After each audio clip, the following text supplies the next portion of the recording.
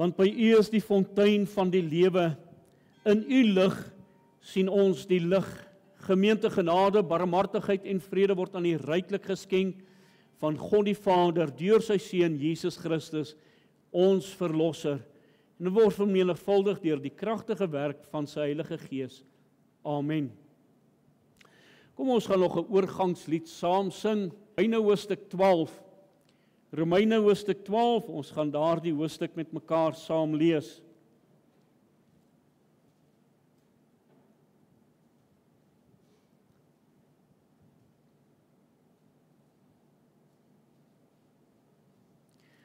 Romeine die 12de hoofstuk, ons lees daar vanaf die eerste vers. Ek vermaan julle dan, broeders, by die ontferminge van God, dat julle julle liggame stel as 'n lewende, heilige en aan God welgevallige offer. Dit is julle redelike godsdiens. En word nie aan hierdie wêreld gelykvormig nie, maar word verander deur die vernuwing van julle gemoed, sodat julle kan beproef wat die goeie en welgevallige en volmaakte wil van God is. Want deur die genade wat aan my gegee is, sê ek vir elkeen wat onder julle is, dat hy nie van homself meer moet dink as wat 'n mens behoort te dink nie, maar dat hy daaraan moet dink om besadig te wees na die maat van geloof, soos God dit aan elkeen toebedeel het. Want soos ons in een liggaam baie lede het, en die lede nie almal dieselfde werking het nie, so is ons almal saam een liggaam in Christus, en elkeen afsonderlik lede van mekaar. En ons besit genadegawes, wat verskil volgens die genade wat aan ons gegee is. Verskoon. Is dit profesie na die maat van die geloof, of bediening in die werk van bediening, of wie leer in die lering, of wie vermaan in die vermaning, wie uitdeel in opregtheid, wie 'n voorganger is met ywer, wie barmhartigheid bewys met blymoedigheid. Laat die liefde ongeveins wees. Verafskie wat sleg is, hang die goeie aan. Wees hartlik teenoor mekaar met broederlike liefde. Die een moet die ander voorgaan in een eerbetoning. Wees nie traag in die ywer nie. Wees vurig van gees. Dien die Here. Verbly julle in die hoop. Wees geduldig in die verdrukking. Volhard in die gebed. Maak voorsiening in die behoeftes van die heiliges. Streef na gasvryheid. Seën die wat julle vervolg. Seën en moenie vervloek nie. Wees bly met die wat bly is, en ween met die wat ween. Wees eensgesind onder mekaar. Moenie na hoë dinge streef nie, maar voeg julle by die nederige. Moenie eie wys wees nie. Vergeld niemand kwaad vir kwaad nie. Bedink wat goed is voor alle mense. As dit moontlik is, sover dit van julle afhang, leef in vrede met alle mense. Moenie julle wreek nie, geliefdes, maar gee plek vir die toorn, want daar is geskrywe, aan my kom die wraak toe. Ek sal vergeld, spreek die Here. As jou vyand dan honger het, gee hom iets om te eet. As hy dors het, gee hom iets om te drink, want sodoende sal jy op sy hoof vurige kole ophoop. Laat jou nie deur die kwaad oorwin nie, maar oorwin die kwaad deur die goeie. Net tot sover uit die onfeilbare woord van die Here. Ek gaan die mans vra om saam met my te staan, as ons die troonkamer van die Here in gebed nader. Hemelse Vader, is vir ons voorware voorreg om vanoggend laag aan die voetbank van die troon te buig, erkenning te gee, Here, U is die God van hemel en aarde. U is die God wat die skepper God is, en ons as mens geskaap het. U het ons geskaap vir heiligheid. U het ons geskaap om U te verheerlik. U het ons geskaap om U naam groot te maak en U naam op aarde uit te brei.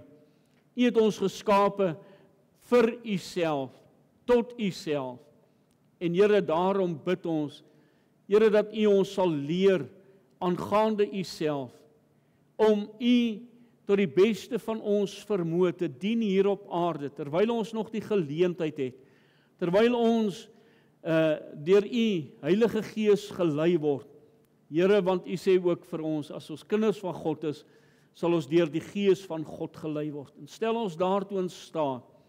Dankie dat die Heilige Gees die Gees van waarheid is. Dankie vir die Seun wat hierdie waarheid vir ons kom toon het hier op aarde. En Here, dat U self onder ons kom woon het. Dankie Here dat U ook die prys betaal het sodat ons daardeur gered kan word en vir elke mens daardie redding vandag aanbied. Here, ons weet dat hierdie wêreld in sy sonde verwyder is van God. En daarom het ons 'n verantwoordelikheid, 'n taak, 'n roeping om hierdie mense ook vir die saak in die koninkryk van God te win. Mag U ons getrou bevind in hierdie jaar en U self in en deur ons lewens ook mag verheerlik. Dankie dat ons dit kan bid. Ons weet U hoor vir ons. Dink in besonder aan Belinda, terwyl ons hoor dit gaan nie goed met haar nie, dat U deur U Gees daar teenwoordig sal wees, dat U haar sal aanraak. Ag Here, ek bid dat die vrede van God, wat alle verstand te bowe gaan, haar sal ontmoet. Here, dit is U wat immers vir ons gesê het, my vrede gee ek aan julle. Nie die vrede van hierdie wêreld nie. Here, dat U vir haar vrede in haar hart sal kom gee, oorwinning in haar hart, en U self ook groot sal maak in die wonderwerk in daardie liggaam. Dankie dat ons ook kan kom bid, Here, dat U vir ons ook sal kom ontmoet in hierdie kwartaal, in hierdie jaar as gemeente. Here, dat ons in kwaliteit, maar ook kwantiteit sal groei. En Here, dat U self aan hierdie gemeente sal kom bou. Ons het U so nodig. Ons bid dit van U af. Dankie dat ons hierdie dinge voor U kan lê. En Here, terwyl ons nou na die oordeenking van U woord sal luister, kom maak ons harte stil. En gee dat ons hierdie boodskap nie langsaan toe sal stuur nie, vorentoe of agtertoe nie, maar toe sal later die Gees van God hierdie woord in ons harte sal kom indra. Ons eer U vir U woord en ons aanbid U daarvoor in die naam van Jesus Christus. Amen.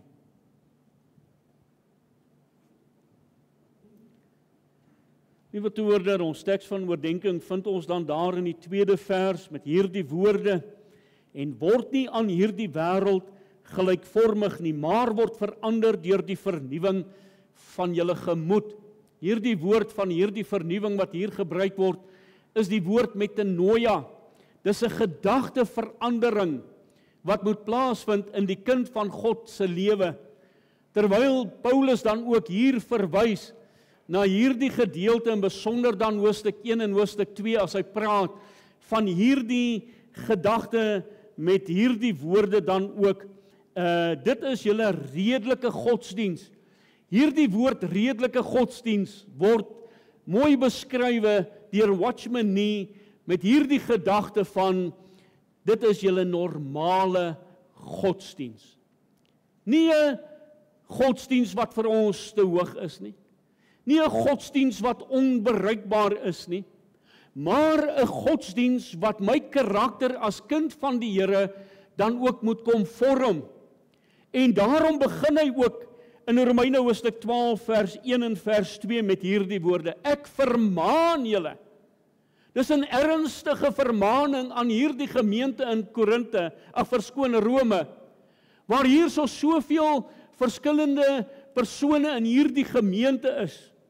En daarom het hy vir hulle kom sê, maar hier moet 'n eensgesindheid onder julle wees. Ek vermaan julle tot hierdie eensgesindheid. Ek vermaan julle om binne in hierdie gemeente elke ene sy deel te doen. Daarom het hy ook verwys na die verskillende genadegawes. En hy kom sê, ek vermaan julle dan, broeders, by die ontferminge van God, nie by onsself nie. Dis nie 'n boodskap wat Paulus in sy hart voel, maar ek moet nou hierdie gemeente nou bykom nie.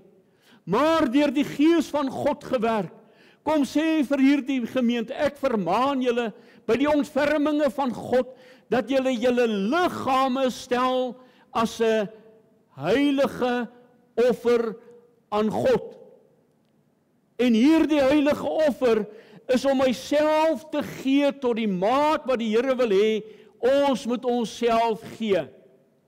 Want deur dit is daar doel en sin in die lewe. Want hy sê dit immers vir ons ook in hierdie gedeelte, sodat julle kan beproef wat die goeie en welgevallige en volmaakte wil van God is. Hoekom ken so min mense die wil van God vir hulle lewe? Is dit nie omdat hulle nie hulle self tot God beskikking stel nie? Omdat hulle hulle liggame wil stel as 'n lewende offer aan God nie? As ons gaan kyk na die offers en ons gaan kyk in daardie offers wat dit vir ons beteken, daar's 5 verskillende offers. Dan sien ons dat daardie offers gaan oor die hele saak van jouself te gee, soos wat Christus homself gegee het. As ons gaan kyk in Filippense hoofstuk 2 vers 5 tot en met vers 11, dan word dit vir ons baie duidelik uitgewys, daardie stappe afwaarts van Christus, maar ook die stappe opwaarts. Hy het afgekom aarde toe, en hy het dan daardie brandoffer homself gegee, sodat op die ou einde deur daardie soenoffer, daardie sondoffer, daardie skuldoffer wat hy aangebied het, dat ons daardeur in die eerste plek by die Here kan uitkom as verlosser en saligmaker wat ons siel uit genade wil kom red. Die tweede offer wat ons onsself dan gee, is 'n offer van heiligheid. Dan 'n offer van diensbaarheid. En so kan ons aangaan in hierdie offer, soos wat Christus dan ook diensbaar geword het, deur vir ons te sê dat hy nie gekom het om gedien te word nie, maar om te dien. Jesus is ons voorbeeld van hierdie karakter wat in ons lewe gestalte moet kry. En nou kom Paulus binne in hierdie hele saak, en hy wys vir ons, hoe lyk die Christen se karakter? Hy wys in hierdie gedeelte, en jy kan maar daardeur gaan werk, 20 karaktereienskappe. Ons het dit nou gelees, as hy sê, laat die liefde ongeveins wees. Daar moet nie hier in my hart geveinsdheid wees. Kom staan ek voor 'n broer, kom staan voor 'n suster, en ek het iets hier binne my hart, en ek sê, broeder, suster, ek het jou so hartlik lief, maar hier binnekant kan ek nie eerlik en opreg dit sê nie. Hy sê, veraskie wat sleg is. Ek kan nie saam met die slegte gaan nie. Gaan kyk wat sê 1 Korintiërs hoofstuk 13, om nie saam met die ongeregtigheid te gaan nie. As hy sê, hang die goeie aan, daarom het hy sê, in die laaste, laat jou nie deur die kwaad oorwin nie, maar oorwin die kwaad deur die goeie. Daardie goeie wat ek doen in my lewe, dit wat mense kan sien, maar hierdie karaktereienskap is van 'n ware kind van die Here. En dis wat Paulus in hierdie gedeelte dan vir ons ook kom uitwys. Hierdie Christelike karakter word getoon in die manier waarop ek optree, waarop ek met mense praat, hoe ek dinge ontvang wat mense na my toe bring. Daardie karaktereienskap wat vir ons wil kom sê, dis nie dit wat jy hier by die kerk is nie. Want hier by die kerk kan jy baie keer mense mislei. Maar hoe tree jy daar by die huis op? Hoe sien mense jou daar by jou huis? Hoe sien jou vrou jou? Hoe sien jou kinders jou? Watse boodskap dra jy by die huis oor? Watse boodskap dra jy by die werk oor? Dit wat daar by die werk gebeur, kan mense dit werklik in jou lewe sien? As hulle vir die huishulp moet gaan vra, werk dit uit in sy of haar lewe, dat hulle kan getuig, maar hierdie is waarlik 'n kind van die Here.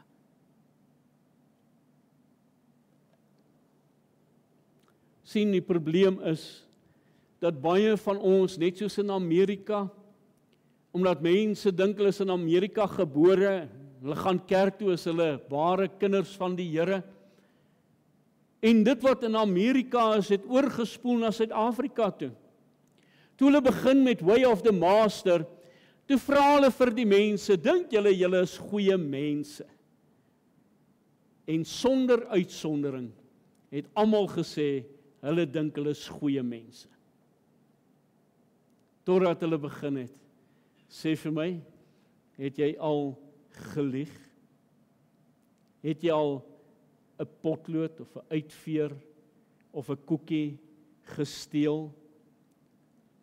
Dan begin dit agterkom, maar ek is nie so goed soos wat ek dink ek is nie. Ek besef ek is 'n sondaar. En die woord van die Here sê, dis deur ons sonde wat ons geskei is van God. Want almal het gesondig en dit ontbreek ons aan die heerlikheid van God. So die woord van die Here wat vir ons wil kom sê, as ek 'n Suid-Afrikaner is en in Suid-Afrika gebore is en die kerk se deure oop is en 'n kerk toe gaan, is nie noodwendig dat ek waarlik 'n kind van die Here is nie. Dat ek die karaktereienskappe van 'n Christen openbaar nie. Daardie Christen karakter behoort elke aspek van ons lewens geopenbaar te word. Dit behoort in ons lewens te skyn. Julle is die lig van die wêreld. In ons verhouding met ons vriende, in ons verhouding met ons geliefdes, in ons verhouding met ons lewensmaat. Wanneer ons by die werk is, waar ons miskien by die huis is, daar by die kruidenierswinkel, moet dit vir my uitwerk en met die karaktereienskap van kind van die Here geopenbaar word. Elke deel van ons lewe behoort aan die Here en daarom moet hierdie Christelike karaktereienskap in my hart dan ook wees. En as dit nie daar is nie, dan moet dit geïmplementeer word, dan moet dit ingeplant word deur die Heilige Gees. Kan ek net 'n eenvoudige voorbeeld? Die ouens sê, praat nie uit die huis uit nie, nê. Ek het vanoggend vir die kerkraad dit gesê. Ek is baie keer, ek is 'n nippertjie mens. Ek sal goeders kan dadelik doen en impulsief dinge doen en ek beplan nie baie keer nie. Terwyl my vrou is iemand wat, sy wil amper 'n maand voor die tyd al weet, hoor hierso, as ons nou daarso na my paal toe gaan, waar gaan ons slaap? Hoe lank gaan ons daar wees? Verstaan hierdie hele beginsel? Ek moet verander. En ek moet aanpas by haar en sy moet aanpas by my. Daar's sekere karaktereienskappe wat mense kan sê, maar hoor hierso, dit is nie regtig soos wat 'n kind van die Here behoort te wees nie. Daar moet verandering kom, metanoia, verandering van gedagtes. Ek moet my gedagtegang moet ek verander sodat dit aanpas by die karaktereienskap van die Here Jesus Christus en dit wat hy in my lewe wil kom vorm, sodat ek die karakter van Christus op die ou einde van die dag openbaar. Is ons gereed 2026 om vir die Here te sê, Here, ek is gereed. En nou moet ons verstaan, baie van ons is in gevorderde ouderdomme. Sommige van ons is oor die 50, ander is oor die 60, ander oor die 70. Maar gee dit vir my die reg om God nie toe te laat om deur die Gees my te kom herskep en te vorm nie? Want die woord van God noop my daartoe. Die woord van God sê, ek vermaan julle dan broeders, susters by die ontferminge van God, dat julle julle liggame stel as 'n lewende heilige en aan God welgevallige offer. Dit is julle redelike godsdiens en word nie aan hierdie wêreld gelykvormig nie, maar word verander.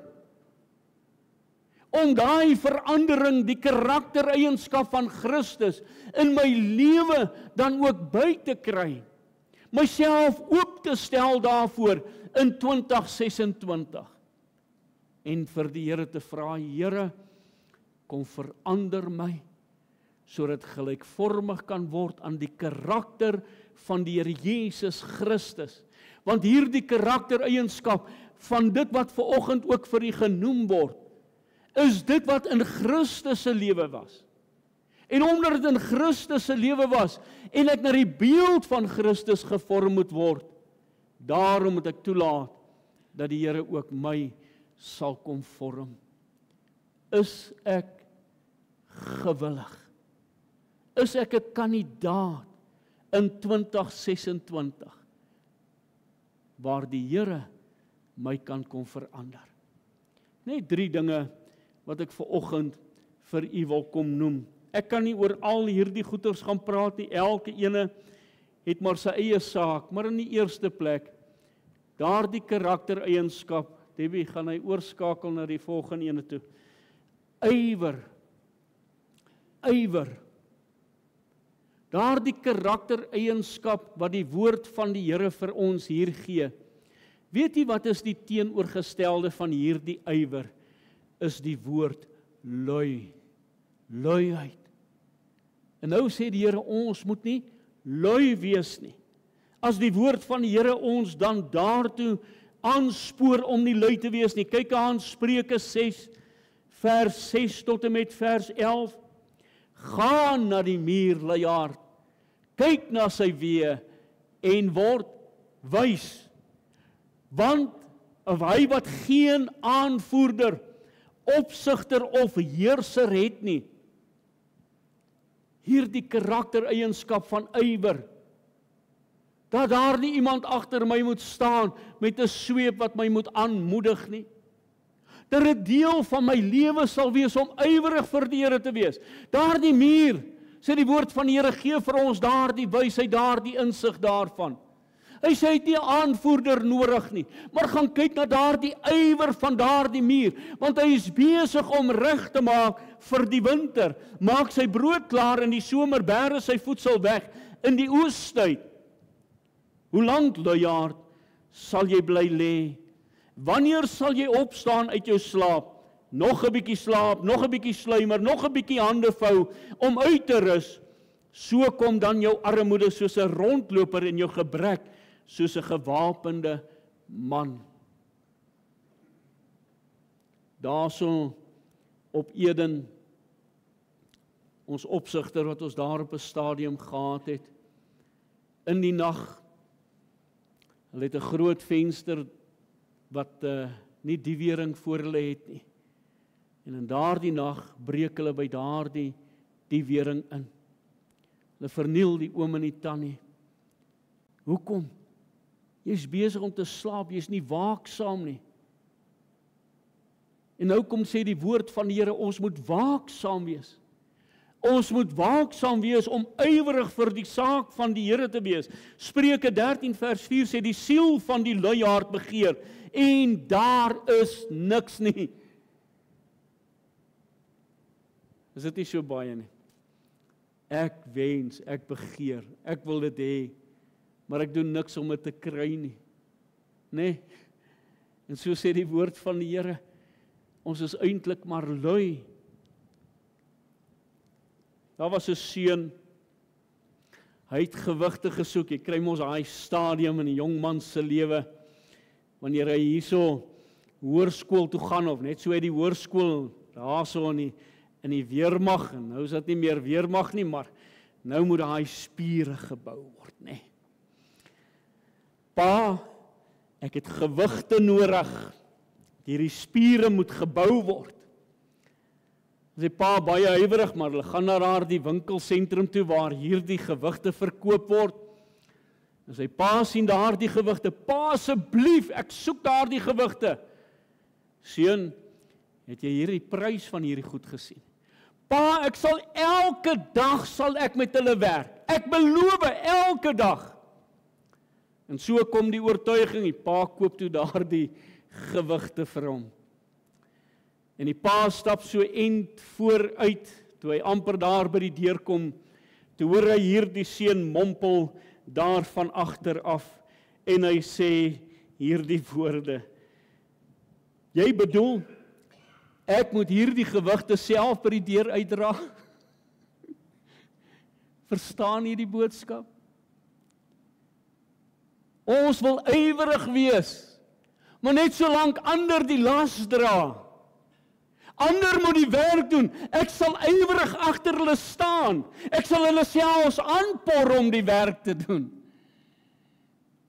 Is ek gewillig om self hand uit te steek? Of moet ander die gewigte maar vir my dra? Ek het dit een keer in 'n gemeente het ek dit geïllustreer. Ek het 'n klompie mense voor my gehad. Elke ene met 'n pakkie boeke. En wat ek gedoen het is, ek het vir die een gesê, sit jou boeke op die ander ene, gaan sit jy. En hierdie kan dieselfde, sit daai boeke daarop, gaan sit jy. So het hulle begin om hierdie boeke aan te gee. En later was daardie las so swaar vir daardie ou paartjies. Wat sê Paulus hier vir die gemeente? Hy sê ons het elkeen verskillende genadegawes gekry. Ons moet ywerig die Here daarmee dien. Ons moet mekaar help, ons moet mekaar ondersteun. Dit help jy ons staan op die kantlyn en skree en moedig mekaar aan nie. Al wie dit kan doen is hulle wat daarvan geskrywe word in Hebreërs 11. As hy dan sê in hoofstuk 12, hy sê terwyl ons so groot wolk van getuienis rondom ons het, wie is daar die ouens wat op die baan sit? Wie is daar die getuienis? Is hulle wat ons voorgegaan het en reeds by die Here is, wat die getuienis is. Terwyl ons hier op aarde is, kom Paulus en hy moedig ons aan. En hy sê juis vir hierdie mense, want deur die genade wat aan my gegee is, sê ek vir elkeen wat onder julle is, dat hy nie van homself meer moet dink as wat hy 'n mens behoort te dink nie, maar dat hy daaraan moet dink om besadig te wees na die maat van die geloof soos God aan elkeen toebedeel het. Nou kan ons na 1 Korintiërs hoofstuk 12 en 1 Korintiërs hoofstuk 14 toe gaan en sien hoe ons dan ook betrokke moet raak. Ywerig in die saak van die Here in die koninkryk van God. Soos miskien soos daardie 2 seuns, die pa wat by hulle kom en sê, gaan werk vir my in die wingerd. Een sê, ja pa, ek sal in die wingerd gaan werk. Baie ywerig in sy woord, maar nie ywerig in daad nie. Hy het nooit by die landery uitgekom nie. Die ander ene, nee pa, ek gaan nie daar werk nie, maar hy het later skaam gekry, omgedraai en het in die wingerd gaan werk. Ek is een van 2. Ek is besig om in die wingerd van God te arbei, of ek sit op die kantlyn en ek probeer om mense aan te moedig. Hebreërs 6 vers 12, sodat julle nie traag word nie, maar navolgers van hulle wat deur geloof en lankmoedigheid erfgename van die belofte is. Hulle wat ons reeds vooraf gegaan het, wat vir ons die voorbeeld gestel het, dat ons ywerig daarin sal wees, is waar die woord van die Here vir ons sê, alles wat jou hand vind om te doen, doen dit met jou mag, want daar is geen werk of oorleg of kennis of wysheid in die doderyk waarheen jy op pad is nie. Nou, terwyl die kans en die geleentheid daar is, terwyl die geleentheid nog beskikbaar is, so moet elke kind van die Here in hulle sosiale lewe, maar ook in die kerklike lewe betrokke wees. Hulle moet dit met ywer uitvoer as 'n Christelike plig, soos wat die Here dit dan ook vir ons sê, wees nie traag nie. Dat ons nie traag sal wees in ons optrede, in ons doen en ons handel en ons wandel nie. As deel van ons morele opvoeding moet ek 'n ywerig wees. Ek kan nie agteroor sit en verwag dat ander mense net vir my moet kom gee nie. Maar ook as verantwoordelikheid teenoor die groot meester, wat ons wil gebruik en vir ons die vermoë gee om betrokke te wees waar hy vir ons geplaas het. Hy gee vir ons immers die koers aan. Hy wys vir ons. En hy leer vir ons dat hierdie lewe is die tyd om te werk. Dit gaan gou verby. Ons het halleluja wat juis daarop wys. Hy sê werk want die nag kom nader. Werk deur die vroeë dag. Werk as die dou nog glinster. Deur die oggendprag. Hoekom? Werkstyd gaan verby. Werkstyd is eersdaags verby. En wat gaan ek nalaat vir die volgende geslag? Maar nou kom die woord van die Here en hy leer vir ons ook dat ons vurig moet wees. Vurig in dit wat ons doen, vurig van gees.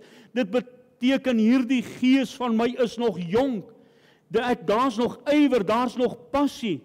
Hierdie argument om aan te moedig is wat Paulus hier dan ook gebruik as hy sê dat ons vurig van gees moet wees. Die karakter van die Here Jesus Christus om hom te dien en vir hom ook diensbaar te wees. Hierdie aard van hierdie diens is om vurig van gees te wees, want daar is 'n beloning wat vir ons volg. As Paulus dan ook sê, ek strek my uit na wat voor is, om die prys te verkry, maar daar is arbeid voordat ek by die prys kan kom. Daar's diensbaarheid voor ek by die prys kan kom. Ek moet uitstrek na hierdie prys, met al sy verantwoordelikhede en pligte daarmee saam. Om vurig te wees, is daar twee aspekte. Die een is negatief. Ons sien dit in Matteus 24 vers 12. En omdat die ongeregtigheid vermeerder word, sal die liefde van die meeste verkoel. Waar is ek in my liefde vir die Here en vir sy saak? Dan lees ek in die positiewe gedagte in Handelinge 18 vers 25. En hy het onderrig ontvang in die weg van die Here en vurig van gees het hy gespreek en die dinge aangaande die Here noukeurig geleer. Is ons nog ywerig? Is ons nog vurig om kosbare siele die evangelie boodskap oor te dra? Is daar nog vuur in my hart? Hierdie woordjie vuur wat hier gebruik word, is juis daardie gedagte van kookwater. Nie lou water nie, maar kookwater. Soos wat Openbaring 2 vers 4 ook sê, maar ek het teen jou dat jy jou eerste liefde verlaat het. Dink maar aan daardie eerste liefde, vir daardie geliefde van u. Sommige van ons wat moet terugdink aan hulle wat ons gehaat het, maar dink aan daardie eerste liefde, toe hulle om mekaar gekloek het, toe hulle tyd saam wou spandeer het, toe dit nog saak gemaak het om haar hand vas te hou in die dorp en vir haar die deur oop te maak. Hoe ouer 'n mens word, hoe minder doen 'n mens dit, is dit nie? Is ek reg? Wat het gebeur? Daar nie bietjie van daardie liefde losgeraak nie. Hoe was my liefde vir die Here die eerste keer? Hoe het ek opgetree na die eerste liefde? Ek wil almal vertel van Jesus, van sy wonderbare liefde. Daar was ywer in my hart vir die saak in die koninkryk van God, om betrokke te wees. Ek wil graag betrokke wees. Ek wil graag 'n diaken word. Ek wil graag die gemeente gedien het.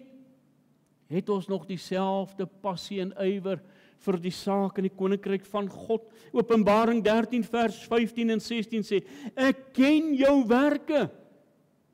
Die Here is bewus van ons elke ene vanoggend en hy weet waar ons met hom staan. Dat jy nie koud is en ook nie warm nie. Was jy tog maar koud of warm, maar nou omdat jy lou is en nie koud of warm nie, sal ek jou uit my mond spieg. Is u nog kookwarm vir die Here? Of het die dinge van die wêreld ons begin oorheers? Is ek nog kookwarm in my gebedslewe vir die Here? Jakobus 5 vers 16, bely mekaar julle misdade en bid vir mekaar, sodat julle gesond kan word. Die vurige gebed van die regverdige het groot krag. Daardie ywer in my gebedslewe, ywer om tyd te maak, en wanneer ek daar bid, om ywerig binne die wil van die Here te bid, sodat ons kan beproef wat die goeie en welgevallige en volmaakte wil van God is, selfs binne in my gebedslewe. Daardie energieke smeekgebed wat opgaan, daardie gebed wat hier uit my siel voorgestel word aan God, hierdie goddelike energie wat deur die Heilige Gees in my hart geskep word, het ek nog daardie Gees in my, ywerig in die saak van die Here, ywerig om ander aan die brand te steek vir die koninkryk van God. Ek dink maar aan die woorde in Jesaja 64 vers 2, as hy sê, soos vuur die houtjies aan die brand steek, vuur die water laat opborrel. Liewe toehoorder, ek wil vir u vra, is daar 'n vuurtjie in u hart, wat die Here kan gebruik, om ander aan die brand te steek vir sy saak en vir sy koninkryk? Is daar 'n vuur in my hart, om die water te laat opborrel, kokend warm te maak? Hoe lyk ons lewe binne in ons gemeente? Hoe lyk my lewe daar by die huis? Hoe lyk my lewe daar by die werk? Ek dink maar aan 'n Olimpiese atleet. Daardie atleet wat gefokus is, en hy is ywerig om daardie prys te verkry. Hy het 'n vurige gees in hom, wat daarna uitstrek om die eerste prys te kry. En hy sal alles in sy vermoë doen om daardie prys te verkry. Het ons daardie gees nog in ons harte? Soos daardie Olimpiese atleet, jy gaan mos nie daar op die baan hardloop en sê, weet jy wat, ag ek sal tevrede wees met 'n laaste plek nie. Is dit ons gesindheid? Dan moet ons sê, ons het ons eerste liefde verlaat. Dan is ons nie meer vurig van gees nie. Dan moet ons dit bely voor die Here, dat ons het lou geraak. Maar dit bring my by die laaste gedagte. En daardie laaste gedagte, diensbaar. Dien die Here. Dien die Here. Wat is dit anders wat ek van jou vra, as om my te dien? Eksodus 7 vers 16. Die Here, die God van die Hebreërs, het my na julle gestuur met die boodskap: laat my volk trek, dat hulle my kan dien. Waarvoor het God die Israeliete uit Egipte uitgehaal? Om hom te dien. Dit was hulle hooftaak. Dit was hulle hoofroeping gewees. Moses het hier dit aan Farao kom openbaar. Hy het dit van God afgevat en hierdie boodskap aan Farao gegee: laat my volk trek dat hulle my kan dien. Hulle moes God gedien het daar in die wildernis, om vir die volkere die voorbeeld te stel. Hulle moes God gaan dien het daarso in Israel, in die beloofde land, om die volkere God se genade te toon. Om vir hulle te wys dat God die ene is wat aanbid moet word. Dat God gedien moet word op elke terrein, nie net sekere terreine nie. 1 Korintiërs 7 vers 22. Want die slaaf wat in die Here geroep is 'n vrygemaakte van die Here. So is ons ook wat as vryman geroep is 'n slaaf van Christus. Ons kan ons nie losmaak van Christus nadat hy ons siel uit genade gered het nie. 'n Ware verhaal van wat daar in Engeland gebeur het. Daar was 'n man gewees wat eers gegaan het, dink dit is Kalifornië as ek die storie nog reg kan onthou. En hy het soontoe gegaan om geld te gaan maak. En hy het met 'n sak vol goud teruggekom. En toe hy daar so verby een van Engeland se plekke loop waar hulle besig is om slawe te verkoop, het hierdie man dit gesien, was vir hom ongewoon, hy wou gaan kyk het wat daar aangaan. Maar voor hom staan daar so 2 mans. En daar kom 'n slawe meisie wat opgevuil gaan word. En hy hoor wat hierdie 2 mans en daardie slawe meisie wil doen. Verskriklike dinge. En so begin hierdie 2 bot te maak.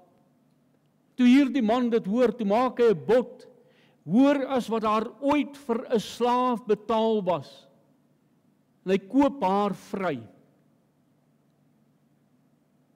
Kom daar by die podium, om haar te vat. Sy spoeg hom in die gesig en sy sê, ek haat jou. Hy sê, kom saam. En soos wat hulle loop, so roep sy uit, ek haat jou. En hy sê vir haar, staan net vir 'n oomblik hier, en sy sien, hy gaan daar binnekant in, en hy praat daar met 'n winkelier. Daar is redelike woordewisseling, kom sy agter, en toe sien sy daar soos 'n ding wat geteken word opgevou, en hy stap uit, kom weer daar buite, en sy spoeg weer in sy gesig, en sê, ek haat jou. En hy sê vir haar, hierso is jou vryheid, ek het jou vryheid gekoop. En hy wil daar die papier aan haar oorhandig. En sy sê, is dit werklik dat jy my gekoop het om my vry te laat? En hy sê, ja, hierso is die papier wat dit bevestig. En sy vat daai papier, en sy sê, omdat jy my vry gekoop het, wil ek vir ewig jou slaaf wees. Diensbaar.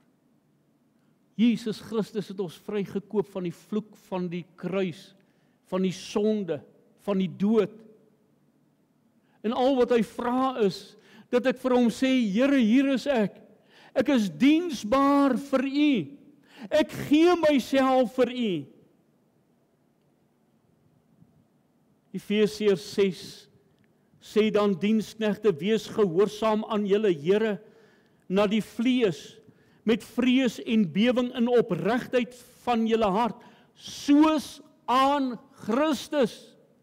Soos wat ek aan Christus diensbaar is, dat ek ook aan mekaar diensbaar sal wees. Nie met oë-diens nie. Ons soek baie keer die klop op die skouer. En ek doen baie dinge dat mense my moet raak sien, sodat hulle my op die skouer kan klop en sê, jy's goed, of ek wil 'n sekere posisie hê, en nou doen ek dinge om mense op te wek, om dan ook vir my te kies. Nee, dit is nie waaroor dit gaan nie. Met oë-diens soos mense behaars nie, maar soos diensknegte van Christus, wat die wil van God soek, sodat ons kan beproef wat die goeie en welgevallige en volmaakte wil van God is. En met goedwilligheid die Here dien en nie mense nie, omdat julle weet dat elkeen vir die goeie wat hy doen, loon van die Here sal ontvang, of hy 'n slaaf of 'n vryman is. Dit vra van my gehoorsaamheid, dit vra van my gewilligheid, dit vra van my vernedering, myself ondergeskik te stel, soos dat Jesus ook kom doen het om vir ons te sê, ek het nie gekom om gedien te word nie, maar om te dien. Dit vra bereidwilligheid, dit vra onderdanigheid, dit vra eerlikheid en opregtheid van hart. Nie daardie ding van buite sê ek is gewillig, maar hier binnekant kook dit, want ek wil dit nie doen nie. Binne in gemeenteverband, die blomme, dit wat hier voorgedoen word, te sê, maar ek is gewillig.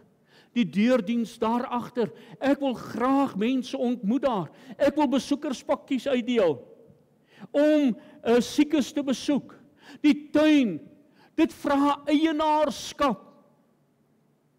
Liewe toehoorder, het u al eienaarskap gevat waar die Here vir u geplaas het?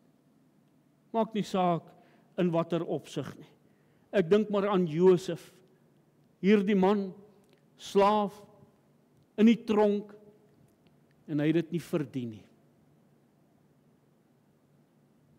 'n Sondige vrou het leuns vertel, en dit het hom in die tronk laat beland. En wat doen Josef daar in die tronk? Here, wat maak ek hier? Ek hoort nie hier nie. U weet, ek het vir u saak gestaan. Here, daarso, toe ek vir daardie vrou gesê het, ek sal sondig teen God as ek dit moet doen. En hy homself bejammer daar in die tronk. Is dit wat Moses gedoen het? Wie sê ja? Wie sê nee? 'n paar draadsitters. Wat sê die woord? Die woord sê die volgende. En die owerste van die gevangenes het almal wat in die gevangenis opgesluit was, aan Josef toe vertrou. En alles wat daar te doen was, het hy gedoen. Die owerste van die gevangenis het glad nie na iets omgekyk wat aan hom toevertrou was nie, omdat die Here met hom was. En wat hy doen, het die Here voorspoedig laat wees. Hoekom? Hy het homself gaan bejammer in die tronk nie. Maar alles wat hy aan sy hand kon vind om te doen, het hy gedoen.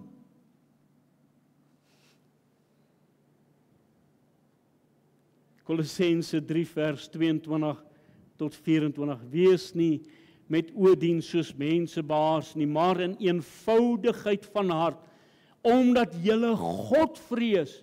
Daarom wil ek dit doen. En wat julle ook al doen, doen dit van harte, soos Josef dit gedoen het, vir die Here en nie vir mense nie, omdat julle weet dat julle van die Here die erfenis as vergelding sal ontvang, want julle dien die Here.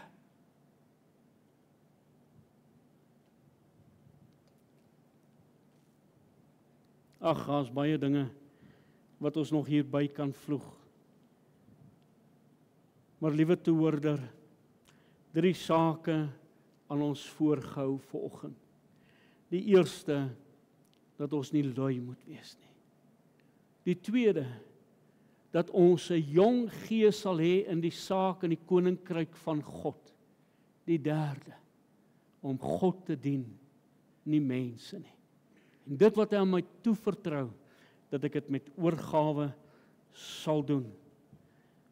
Ons kan dienende harte hê, deur jouself verander te gee, soos 2 Korintiërs 4 vers 5, want ons verkondig nie onsself nie, maar Christus Jesus as Here, en onsself as julle diensknegte om Jesus wil, mekaar te dien.